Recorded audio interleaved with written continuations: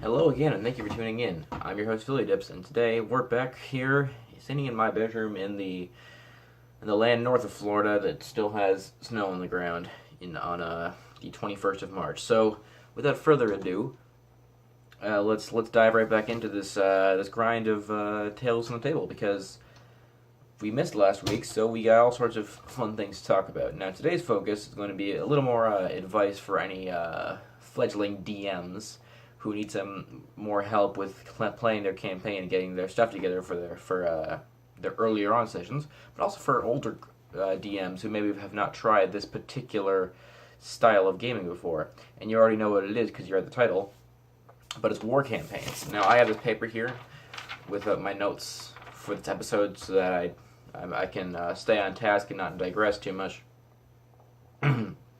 But yeah, so here we go. War campaigns. Now, what is a war campaign? It's essentially a game where your party, instead of just going out to go wreak havoc and raid dungeons and loot and pillage and all that fun stuff, they align themselves with some sort of faction or nationality to attack another faction. Excuse me, or nationality. And you might be thinking, well, Philip, why would you want to do a war campaign like that? Why would you want to restrict their freedom in such a way that they have to serve under this military group instead of doing whatever they want to do? And I'll tell you why. It's because a war campaign is different. It's a change of pace. Maybe it's not the best campaign like to open up a group with, like, because that doesn't really give you an accurate idea of what playing D&D is like if you throw them into like a military organization, but it's something new. Additionally, if you have clever players who like to get involved in politics and learn more about the world and like gain influence, which is more valuable really than any gold or gems, they'll often end up getting involved in like some sort of conflict anyway. And it's better to, instead of snuffing this out, to foster it and let it grow into something more. And even in like the biggest fantasy games, and like movies and media and television, there's plenty of great wars to be had. Like even in like stuff like Lord of the Rings or Skyrim, where you're your own person and you have your own quests and ideas and like objectives, they still end up getting caught up in fights. In Lord of the Rings, like the whole like it's a war pretty much. The entire trilogy is just a big fight, with Helm's Deep and all the great battles that you know and love from the films and books. And even in Skyrim, you're a dragonborn. You have big, magical, powerful aspirations of cosmic levels, but you still can often find yourself getting caught up in the Skyrim Civil War. And this is fine. It's part of fantasy, really. Medieval fantasy. Great armies clashing into each other. Great massive men with armor bashing their axes on their shields, and just making ready to fight. And just it's like because some good chaos is healthy for a campaign. Because who doesn't love chaos? That being said, you have to do it properly to be sure. As Barker from Be a Better Game Master pointed out, you cannot have your game on too small of a scale. Like your party of adventurers, just killing individual guys on the battlefield, like trying to put a dent in the enemy army to make progress for everybody else, because that gets repetitive and it gets boring. Additionally, you can't have it on too big of a scale, where your characters are like the tacticians, the generals, the military advisors to the crown. Like having Section A charging the enemy, Section B getting a flank up on the ridge, and Section C like in the boats firing from the boats in the water. Because then it stops being a role playing game and it becomes like a war game, which isn't what we're going for here. We're going for a role playing game where our characters and us can tell stories and create an epic adventure like in Lord of the Rings. Be a Better Game Barker from Be a Better Game Master, by the way, has on his website. I'll link it in the description. Like a PDF that you can buy. It's got like information for how to run better battles, like mass battles in games, it's a bit interesting. I don't own it because it's a bit expensive, but if you want to go above and beyond and get some more third party information, then you can do that. But so if we're going to be somewhere in between, the lowly foot soldier and the great general, then where are we going to be? Well, you have a few options. The player like the role of the party can be, maybe they could be men on the ground. They can choose their weaponry and their gear, and they can take orders from the Lord or whoever is running their war party, and they can go in and smash down people and shoot arrows and siege buildings and like climb up the walls and all that, and just be in the thick of the fight. And this sounds cool. It sounds very cool when I say it now, and it might look good when you're writing down your session plan on paper. But in reality, like I said, it can get onto a smallest scale, which is why you want to give your players more, let them be more than just volunteer nobodies in this great war, and the lost to history kind of thing. You want to have them have a bigger role. So maybe you could let them be like a. Actually, before I proceed, you should probably figure out how like medieval combat and medieval military engagements work. In your sort of regular, like high Middle Ages Northern Europe kind of setting, or your militaries are nowhere near organized as they are now, with pay grades and ranks and brigade, division, battalion, company, platoon, squad, fire team. It's not that organized. There's no strict chain of command, and there's no real strong discipline either. The men aren't keeping their shoes polished, making their bed up nice, and you're like, yes sir, that kind of thing. It's a lot. I don't want to say relaxed, but it's a lot less formal. People in a given war, say I don't know, some generic.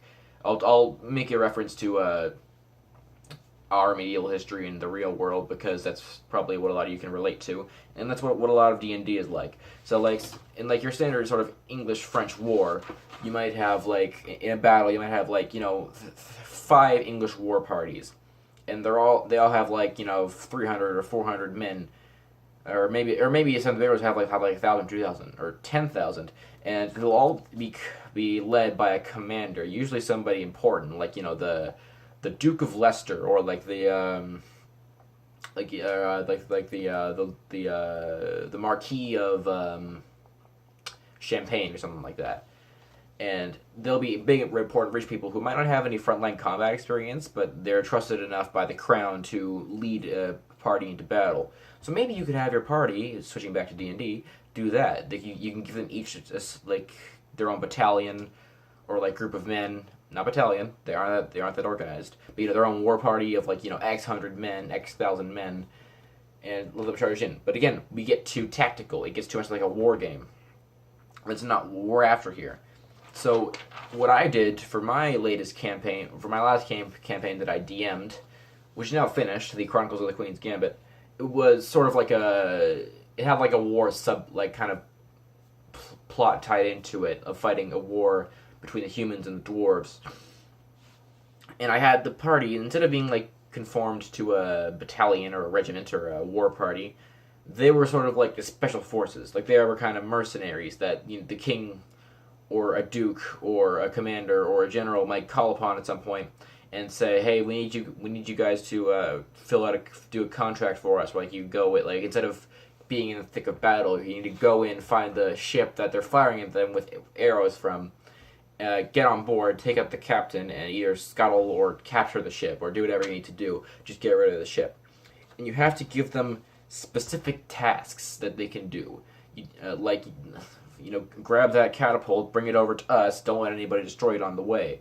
And there's a whole bunch of things you can do. You can have them gather intel, be scouts. You have them defend a point, or maybe a stronghold, test a new weapon, that may be a cool new magic weapon, or some sort of kind of cavalry device or siege engine. Yet maybe have them involved in diplomacy. That might be interesting.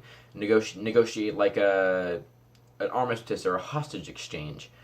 You could have them escort something. Again, like, a caravan full of precious cargo for a war party that's out in the northern border. You have to walk the caravan guards through, and don't let any enemies or like bandits or goblins get to it.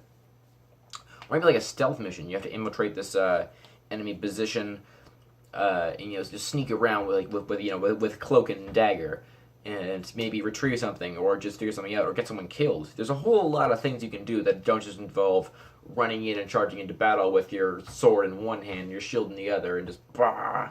But of course it's fun, but it gets repetitive. And that's why you need to understand another thing about war is that a soldier like fighting a war isn't going to be constantly just like for the entire duration of the war just fighting enemies, just slashing them down and shooting them and taking an axe, cleaving them in the face. There's a lot of downtime, and big battles don't happen especially often on a given like front or theater in combat. You'll have small skirmishes every now and then, but big battles like the battle of Hastings or the battle of Bannockburn or the battle of I don't know, or the siege of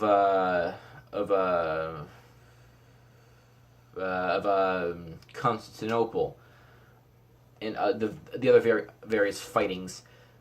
Big battles are uncommon. There's a lot of just scurrying around. Even like if you look at modern wars today, like World War One, it lasted like pretty much like around 4 years, and like on the Western Front there weren't that many huge battles. I mean, there were a fair amount, but they weren't massive. Like you have the Somme, you have Vimy Ridge, Ypres, and some other ones like World War II, like in the Pacific. The Battle of Midway, Pearl Harbor, and then like some various other skirmishes on like the more eastern islands. I'm getting off topic, but big battles, space them out. It's like the dragon or the boss fight. You have to earn the boss fight. You got to work your way up to any given boss fight, and then like once you hit the boss fight, you plummet back down, and you have to work your way up to the next one.